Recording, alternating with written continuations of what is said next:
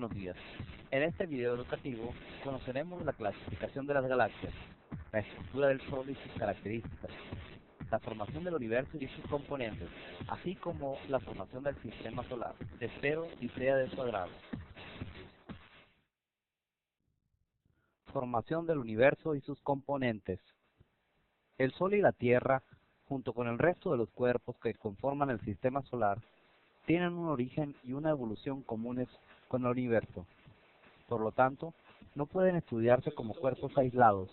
Por el contrario, su estudio debe realizarse considerando las relaciones que establecen con los elementos de ese gran sistema llamado universo. El conocimiento del universo y de la Tierra ha sido desde la antigüedad objeto de estudio de muchas culturas, que incluso se han esforzado para dar respuesta a preguntas tales como ¿qué es el universo? ¿Cómo se originó? ¿Qué lugar ocupa la Tierra en él? ¿Cuál fue el origen de nuestro planeta como parte del sistema solar? Preguntas que se deben reflexionar antes de ir más a fondo en esta secuencia didáctica. Una de las teorías científicas más aceptadas acerca del origen del universo es la del Big Bang, o Gran Explosión, formulada por Georges Lemaitre en 1931 y posteriormente complementada por George Gamow en 1948. Inicialmente, la teoría maneja que toda la materia y la energía existente se concentraron en un solo punto, en un átomo primitivo. La materia tomó una forma esférica, alcanzó gran densidad y temperatura hasta que finalmente explotó. Se dispersó y se fue condensando hasta formar estrellas, las cuales se agruparon y formaron galaxias, y grupos de galaxias que se dirigieron hacia todas las direcciones. Se calcula que este hecho ocurrió hace unos 15.000 millones o 20.000 millones de años. Debido a la gran distancia entre las galaxias, la atracción gravitacional es baja, por lo que el universo continúa con su expansión. Se cree que al disminuir la fuerza de repulsión, el universo se volverá a contraer y se repetirá el proceso de la gran explosión. A esta teoría basada en esta creencia se le conoce como la del universo pulsante o pulsátil. Así fue como se formó el universo. Por ello existen un sinfín de galaxias, es decir, inmensas agrupaciones de estrellas, planetas, satélites, asteroides, cometas, nebulosas, polvo y gas cósmico.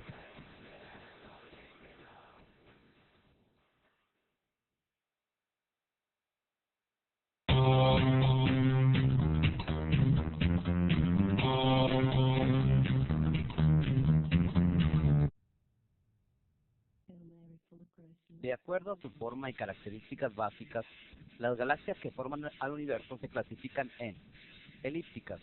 Su forma varía desde circular hasta elíptica. Son de color rojo. Están formadas por estrellas y se consideran viejas en su etapa de evolución. Espirales. Son planas, excepto en el centro, con brazos que salen del centro. Son de color azul y están formadas por estrellas y nubes de gases cósmicos. Se encuentran en la madurez de su etapa de evolución. A este grupo pertenece nuestra galaxia. Irregulares. Carecen de forma definida. Son de color blanco y están constituidas por algunas estrellas, pero predominan el polvo y el gas cósmico. Se consideran jóvenes en cuanto a su etapa de evolución. Existe una gran cantidad de galaxias, pero la más importante para nosotros es la Vía Láctea, porque ahí se encuentra nuestro planeta. Los astrónomos consideran que en la Vía Láctea existen más de 150.000 millones de estrellas, 70% en el centro y 30% en los brazos. Desde la Tierra solamente podemos ver aproximadamente 6.000 estrellas individuales. Esta es una pequeña fracción de las estrellas de nuestra galaxia.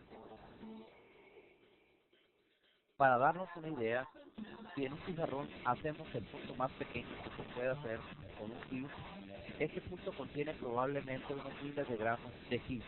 Por lo tanto, representa las 6.000 estrellas que podemos ver desde la Tierra. Ahora, si dibujamos la Vía Láctea en el pizarrón, usando el Higgs de costado, desde lejos no podremos ver los granos individuales de Higgs, porque son muy pequeños, tal y como sucede cuando observamos una galaxia desde la Tierra, donde no se distingue la gran cantidad de estrellas de forma individual. Por lo tanto, Imaginemos que cada grano de Higgs representa una estrella, o posiblemente un sistema solar como el nuestro. ¿Cuántos granos de Higgs crees que hay en tu dibujo de la Vía Láctea? Con este ejercicio podremos darnos cuenta de lo enorme que es la galaxia en que vivimos, y más aún podremos dar cuenta de lo vasto que es el universo que habitamos. La Vía Láctea, nuestra galaxia, es de tipo espiral y presenta varios brazos. Su eje mide aproximadamente 100.000 años luz. Nuestra estrella, el Sol, forma parte de las miles de millones de estrellas que conforman a la galaxia de la Vía Láctea y está ubicado a 27.000 años luz del centro de la galaxia. Es preciso aclarar que debido a las enormes distancias que existen entre el universo, resultaría impráctico medirlas en kilómetros, ya que resultarían cifras exageradamente grandes. Por esta razón se estableció medir las velocidades llamadas años luz. Este sistema se basa en la distancia que recorre la luz a 300.000 kilómetros por segundo en un año, de tal forma que si se quisiera recorrer toda la galaxia de lado a lado, pasando por su centro, la distancia es tan grande que se necesitaría viajar a una velocidad de 300.000 kilómetros durante 100.000 años para recorrer toda esa distancia. Con esto queda una idea más clara de lo enorme que es la galaxia que habitamos. El Sol, junto con el resto de las estrellas y el material interestelar de la galaxia, se mueven en un mismo sentido alrededor de un centro común. El material gira a una velocidad relativamente uniforme. Así los objetos más interiores cumplen una rotación en menor tiempo que los exteriores. Este movimiento es medido con respecto a la velocidad del Sol, para determinar la velocidad de rotación del Sol alrededor del centro de la galaxia. Se toman como referencia los globulares, pues estos no comparten el movimiento rotatorio del disco galáctico. Se ha logrado establecer que el Sol y todo el sistema solar giran alrededor del núcleo galáctico a 220 kilómetros por segundo, completando un giro alrededor de la galaxia o período orbital del Sol en 220 millones de años. En torno al Sol se formó un sistema planetario conocido como Sistema Solar, el cual, como ya se apareció, es integrante de una galaxia. La Tierra forma parte del Sistema Solar, que es el conjunto de planetas y otros astros que giran alrededor del Sol. El Sistema Solar es tan solo una pequeñísima parte de la Vía Láctea. El Sol es tan solo una de las más de 100.000 millones de estrellas que se encuentran en ella. Mide aproximadamente 1.392.000 kilómetros de diámetro y está en el centro del Sistema Solar. A su alrededor giran los planetas siguiendo un curso determinado al que se le llama órbita. Algunos planetas tienen uno o varios satélites naturales que giran en torno a ellos. En el Sistema Solar hay otros miles de astros de menor tamaño, los asteroides, meteoritos y cometas.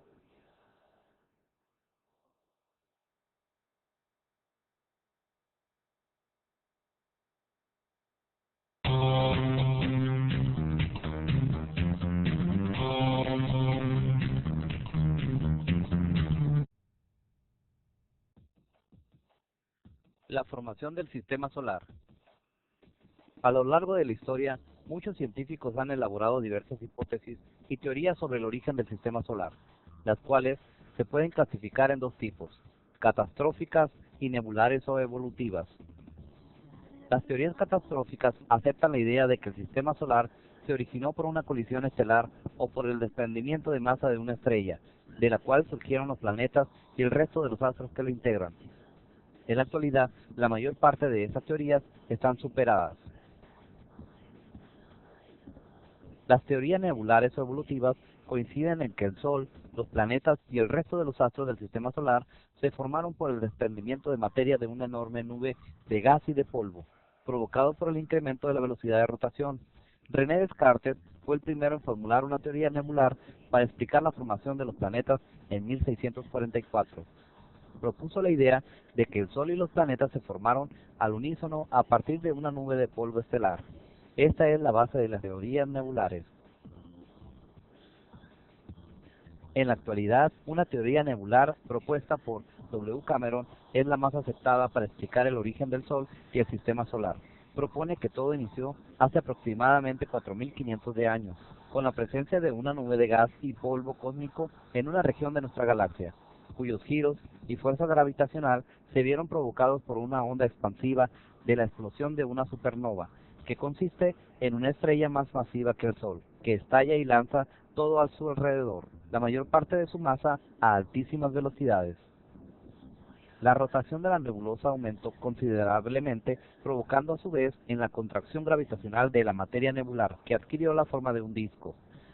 En el centro de la nube se formó un núcleo o protosol, donde predominó el hidrógeno y el helio, y debido a las condiciones de atracción gravitacional y a la elevada densidad, se originaron el roce de átomos y con ello la fusión de núcleos hasta desencadenar en reacciones nucleares, donde núcleos de hidrógeno se fundían para formar helio, produciendo con ello, además, la liberación de una gran cantidad de energía en forma de luz y calor, surgiendo así la estrella que actualmente llamamos Sol.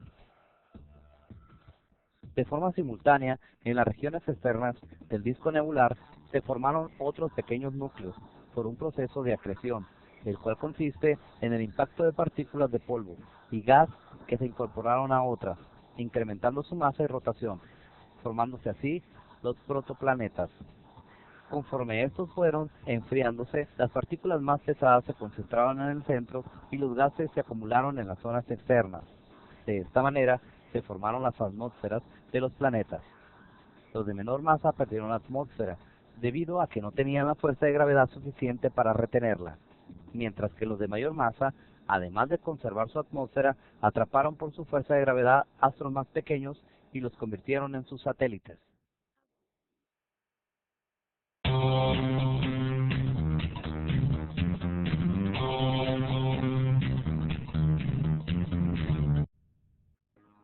Estructura del Sol y sus características.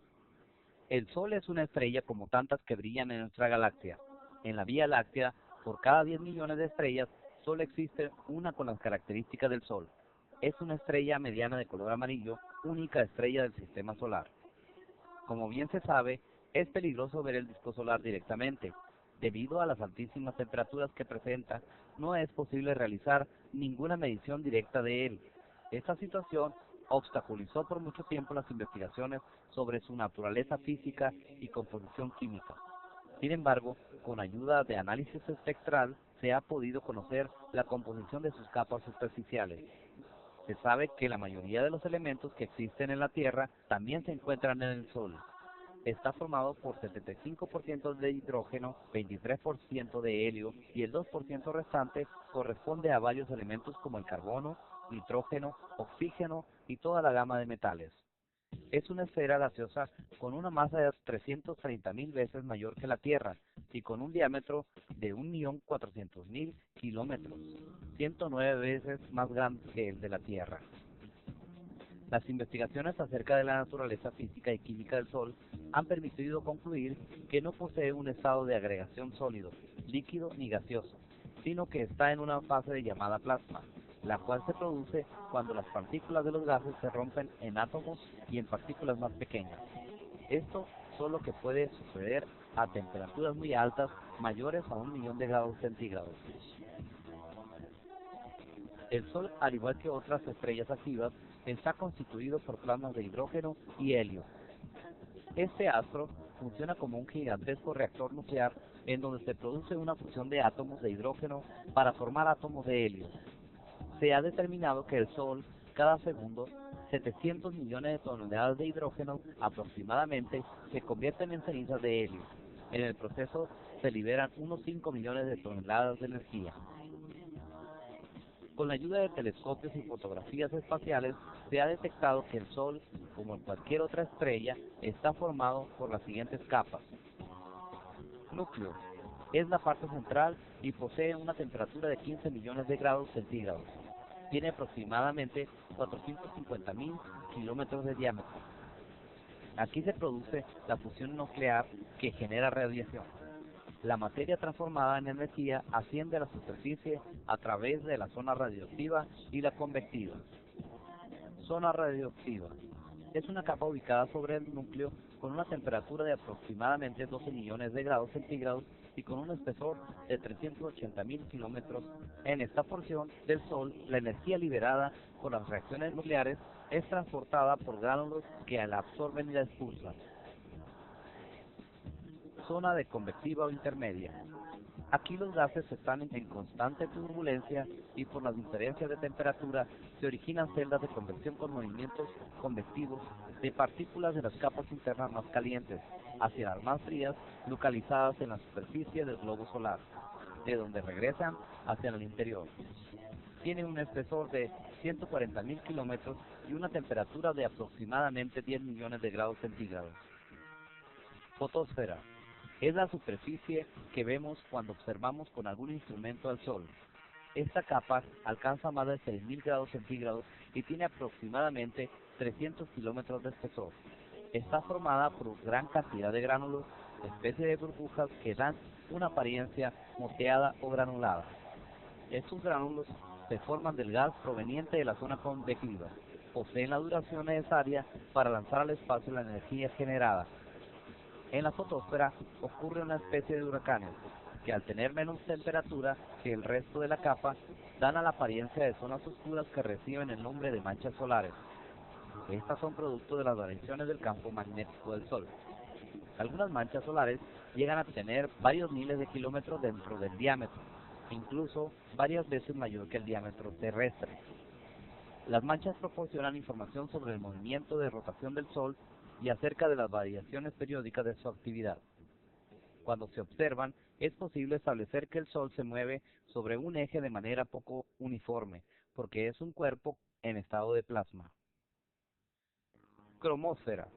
Es una capa de aspecto rojizo que tiene un espesor de 8.000 kilómetros y una temperatura similar a la de la fotosfera, de alrededor de los 6.000 grados centígrados, debido a que su brillo es inferior al de la fotosfera.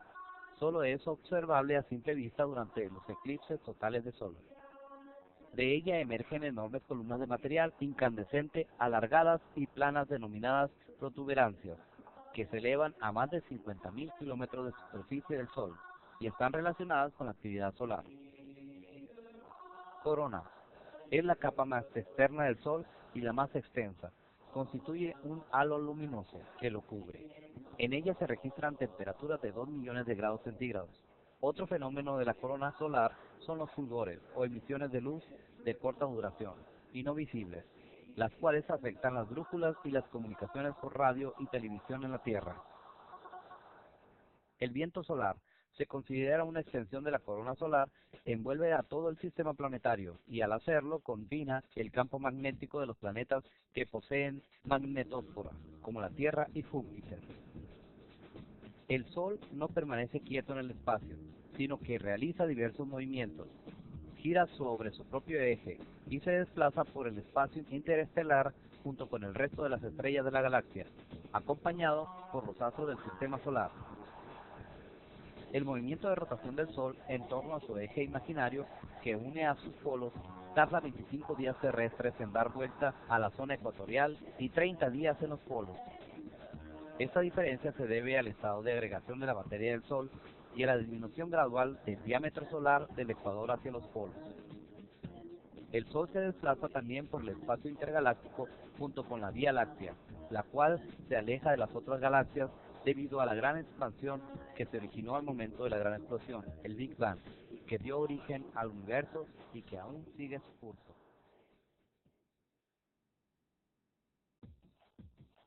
Hemos llegado a la conclusión que el sistema solar es uno de los temas que más nos atrae. Esperemos que haya sido de su agrado e interés, manteniéndolos de alguna manera motivados en el contenido de este video educativo. Muchas gracias.